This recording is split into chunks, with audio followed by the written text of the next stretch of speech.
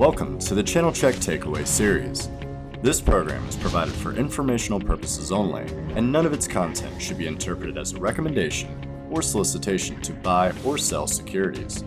Investment decisions must be made by you or with the support of your financial advisor. A complete disclosure statement follows each presentation. The J.P.Morgan Healthcare Conference, now in its 41st year, is the most important healthcare investment symposium in the industry, which connects global industry leaders, emerging fast-growth companies, innovative technology creators, and members of the investment community. Noble Capital Markets equity analysts and investment bankers were there. They attended meetings, networking events, and interviewed C-suite executives. And there's a lot to unpack, so let's get going. First, we're going to hear from Noble Senior Research Analysts Robert LeBoyer and Greg Aurand. They're going to give you their overall takeaways from the conference. And then, throughout the day, we'll feature a selection of companies that attended and hear their stories, including questions from the analysts. And now, for the takeaways from Robert and Greg. I am Greg Aurand, Senior Research Analyst for Healthcare Services and Medical Devices at Noble Capital Markets. Welcome to our JPM Takeaways virtual conference. It was most gratifying to visit companies at JPM Week for the first time in quite a while. Investor interest was very high, even if there was slightly smaller attendance than past conferences. Let's talk about the challenges that healthcare has experienced the past few years. The COVID-19 pandemic backdrop was very challenging for healthcare and life sciences companies, particularly those with funding needs. Clinical stage development or even early stage commercializing companies in the position of having negative cash flow or needing capital funding to sustain operations suffered to a greater extent during the past 2 years plus pandemic. Investors paid less attention or overlooked positive news in many cases, instead focusing on near-term results. As no one knew a few years ago and might not know for sure even now when the dampening impact of the pandemic officially ends, investors have generally continued to be short-term focused, and therefore companies in a capital need position continue to experience low stock prices. However, recent positive movement suggests an increasing forward investor view. Given the lower stock prices, however, the difficulties in funding may lead to increased acquisition opportunities by better capitalized firms. One of the key negatives, in my opinion, coming out of JPM Week is that while many of the challenges were experienced across the healthcare and life sciences spectrum, many medical facilities were in an unprofitable or declining profit position during the pandemic. Elective and semi-elective procedure volumes, which are usually more profitable, were canceled or delayed in order to adjust for increased COVID-19 patient volumes. And as new COVID variants took center stage and continued to affect procedure levels, new medical product entrants continued to be negatively affected. Vendor access to hospitals and surgery centers was limited. Additions of new therapeutics to formularies might be restricted or seeing their use limited if it increased service provider acquisition costs. Lowering product acquisition costs dominated during the pandemic period versus adding new products that might establish new best practice by enhancing patient outcomes or lowering costs longer term. Staffing issues, particularly for nurses and other clinical support personnel, also put a strain on facilities. Some of the staff shortages were due directly to how the pandemic was handled, but also due to shortages of needed talent.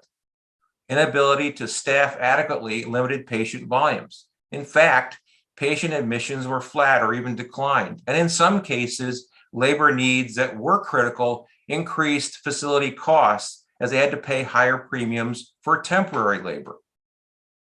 Baudex Biotech, or BXRX, who is presenting in our conference, has experienced these challenges and now is moving forward with its pipeline in neuromuscular blocking agents, a large market where rapid onset, duration of effect, fast recovery, and minimal side effects remain an unmet need. But not only were facilities and providers struggling with pandemic-related patient needs and staffing issues, but also there were supply chain disruptions that weighed on the market. Some of the disruptions were amplified by geopolitical issues. Just-in-time inventory may have worked sufficiently well in the past, but in a period where needed components, supplies, and therapeutics could not be obtained quickly or in sufficient quantities, patient care was severely impacted. But it wasn't just providers that had difficulties. Manufacturers, where the supply chain starts, also had to address supply chain disruption as some of the issues arose from dependence on other countries, where many were struggling with a pandemic on their own terms. Alternative quality, low-cost sources were needed to address the weaknesses in the supply chain, and it's taken some time to correct the problem. Certainly, the pandemic was the biggest problem or issue for the healthcare markets the past few years, and magnified the other issues.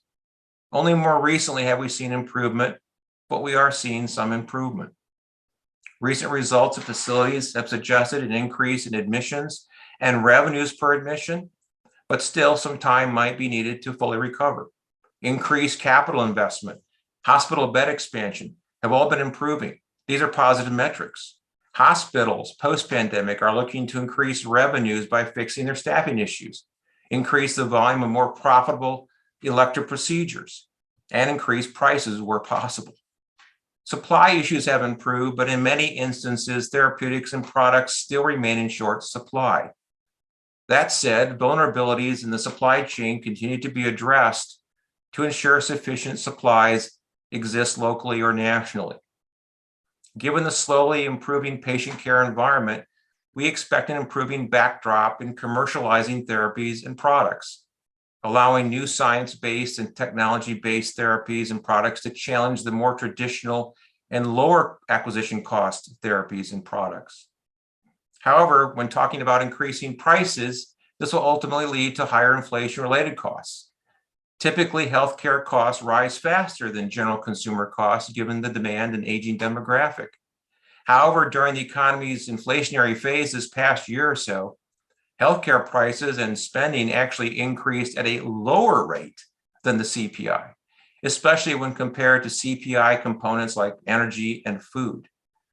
This may be of little comfort, as this win may be short-lived as general economic inflation and expected increased pricing translates into higher priced medical care, which will also increase healthcare premiums and cost to consumers. But enough about the challenges. Let's look forward. Let's talk about a few key positives I gleaned from JPM Week. One takeaway was the increasing use of genomics, bioinformatics, and artificial intelligence. While it's been around for several years, we think the use of genomics, bioinformatics, and artificial intelligence will accelerate. Bioinformatics combines computer science, data analytics, and biology, and is used for critical research, including DNA sequencing, simulating biomolecular interactions, and analyzing biological networks.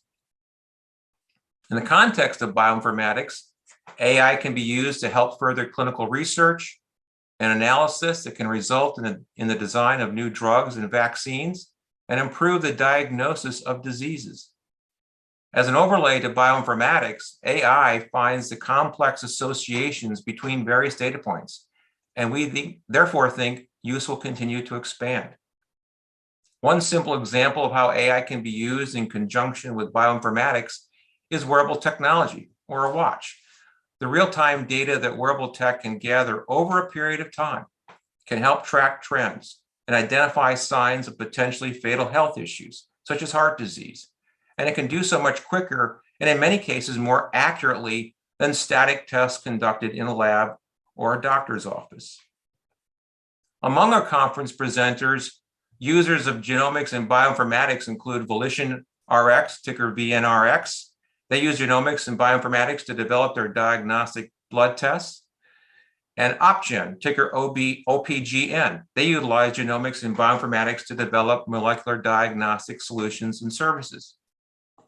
Other companies I spoke with at JPM Week that use bioinformatics and AI to develop their products and services are DocGo, Clover Health, NanoX Imaging, Senseonics, and Biomica, which is a private company. Another positive takeaway from JPM Week, in my opinion, is the expected continued disruption in primary care, focusing on value-based care. In 2010, the Affordable Care Act codified reimbursement for value or quality of care instead of fee for service or quantity of care. Value-based care was already emphasized by CMS, Medicare, for the last few years. And the goal of value-based care programs is to promote better health care for individuals, reduce costs over time, and should help offset some of the inflation-related costs expected in other areas of healthcare. COVID-19, again, highlighted the need for increased investment in virtual and in-person primary care that provided better access for patients. Primary care has typically been underinvested for years, but investment has correlated with improved health outcomes. The more recent increased investment focus in primary value-based care should not only produce better patient health, but also provide increasing investment opportunities. Non-traditional companies like Amazon and Walmart have entered or are entering the primary care and virtual care markets. But rather than focus on Medicare Advantage, these new entrants are introducing value-based care around commercial and Medicaid populations. Retail health clinics are gaining share and are increasing in number to over 3,000 as of last year. Treatment costs are usually much lower at retail clinics than physicians' offices, and certainly lower than emergency department use in hospitals. CVS, Walgreens, through their partnership with Village MD and Walmart, among others, are expanding their primary care footprint, and newer entrants like Amazon are using acquisitions to enter the market. United Healthcare launched the virtual primary care offering in 2021 in response to the pandemic, and others are likely to do so. M&A and partnering activity in the primary care treatment space has been robust, not only for primary care and virtual care expansion, but also home health care to reach an increasing number of patients who might be unable to go to the clinic.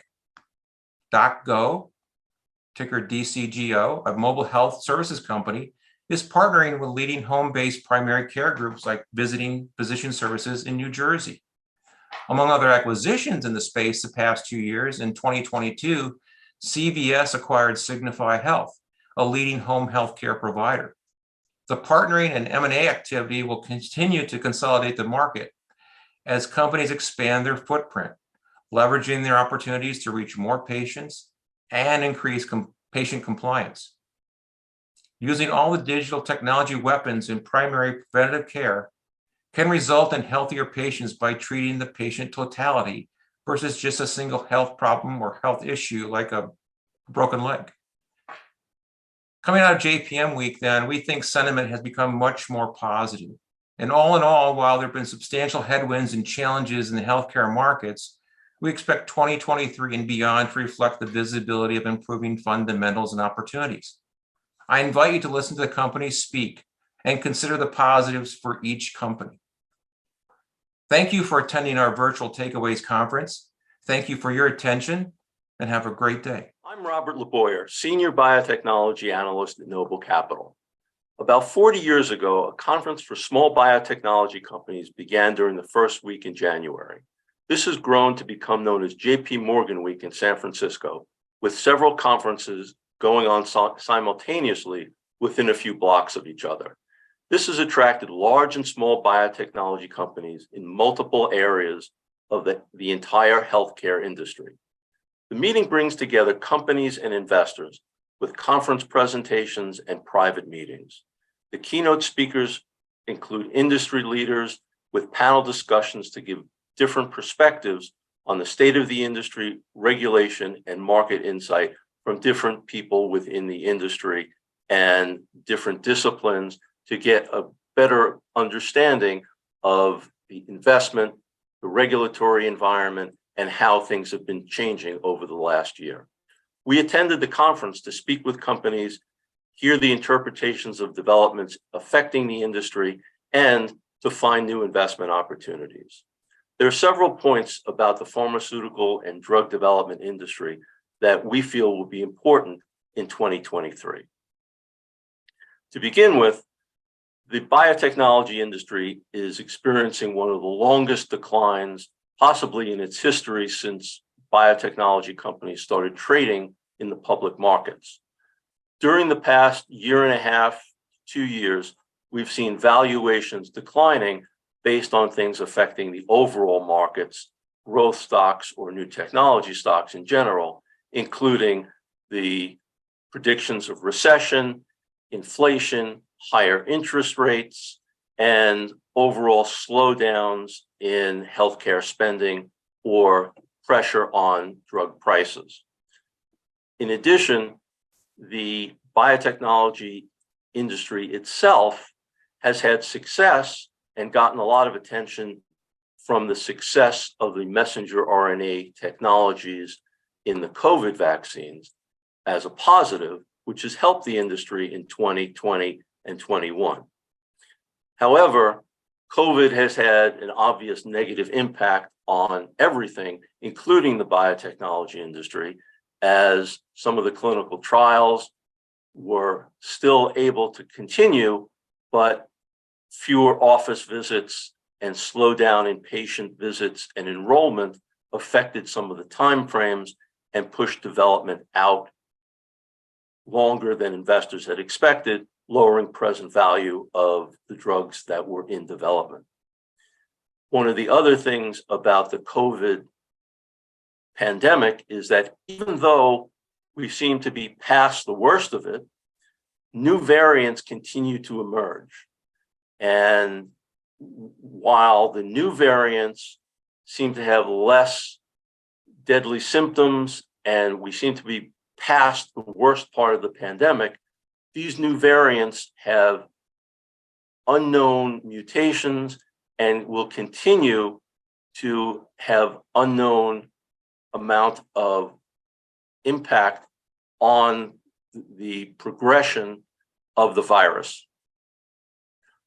This means that these new variants will have unknown ability to spread, and their contagiousness is unknown, as well as the symptoms and the virulence of these viruses remains unknown. Viruses tend to move in cycles and can be very deadly, then new mutations will be less deadly and less virulent, but then they can have other changes, as we've seen periodically with influenza. So we continue to expect new developments in COVID and the virus that causes it. New vaccines will be necessary as new mutations avoid the immune response that previous vaccines can stimulate.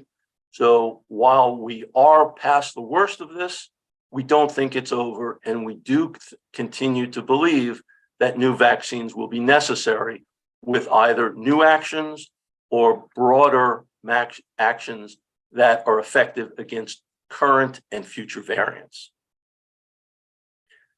One of the things that drives the biotechnology industry is success in new treatments. We saw this with immunotherapy about 10 years ago as new drugs were developed that helped the immune system fight cancer in conjunction with other drugs that actually poison the cells and stop the development of new cancer cells.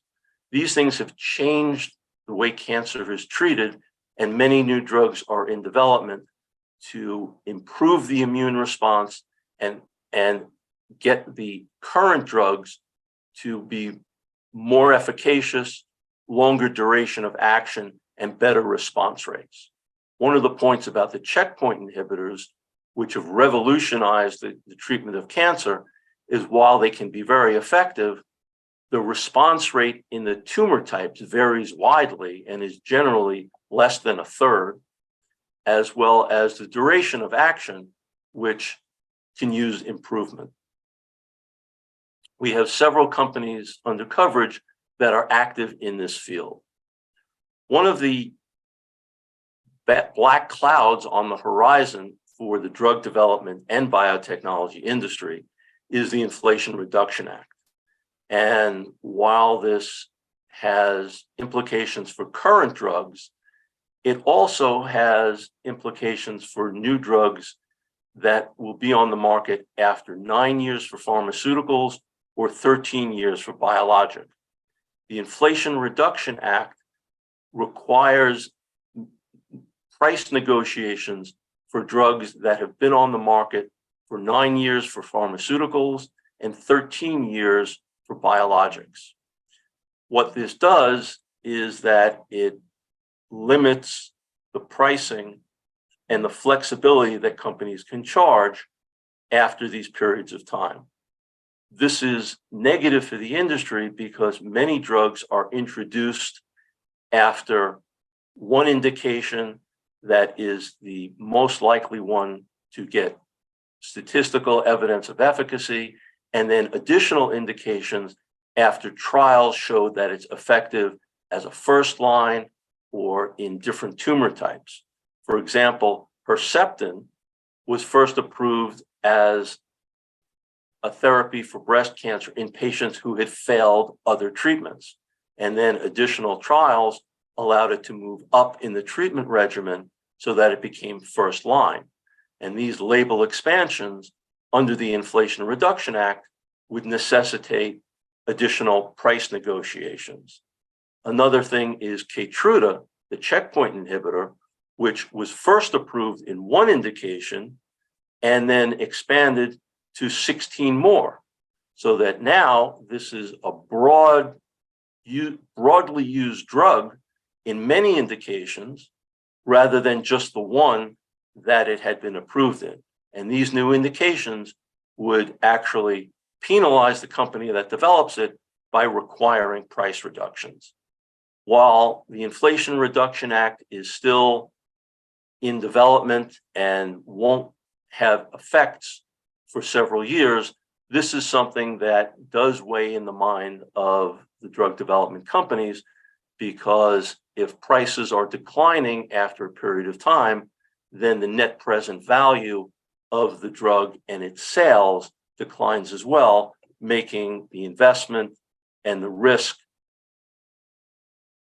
different for the net present value of those sales. We've selected 4 companies that we feel have products in development that can impact patient care.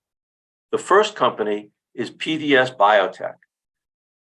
This company is developing an immunotherapy platform with a lead product that's shown strong improvement in HPV cancer outcomes and survival. Its Versamune technology platform delivers an antigen that stimulates an immune response against the tumor, improving results when used in combination with the checkpoint inhibitors. The Versamune technology allows the immune system to kill the tumor after the checkpoint inhibitors allow the immune system to recognize it. This combination has had powerful results in head and neck cancer, cervical cancer, and several other tumor types.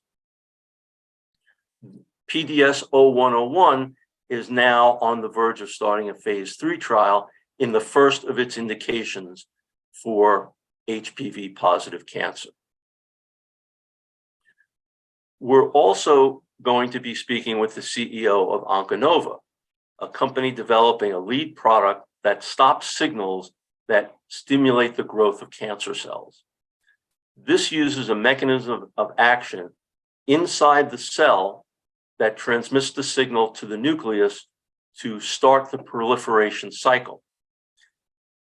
The current drugs that use this mechanism have generated sales of over $6 billion, while the drug from Onconova, narazaciclib, has shown data showing greater potency, fewer side effects, and activity that can be broader in stopping the cancer and improving long-term outcomes. CoCrystal is a company developing a proprietary technology for antivirals. The company's technology blocks an enzyme that's active early in the replication cycle of many viruses. And by blocking this enzyme or enzymes, according to the different viruses, it stops the virus from replicating early before it can mature and develop variants. Instead of killing the virus after it infects someone, this is killing the virus as it's replicating and lowering the viral load to prevent both transmission and symptoms in the patients. The company has a pipeline of drugs in influenza, COVID, and norovirus. We'll also be speaking with Zyversa, a company developing 2 new technologies, one for renal disease and another in the emerging field of inflammasomes. Thank you for joining us, and we hope you find these presentations interesting and informative.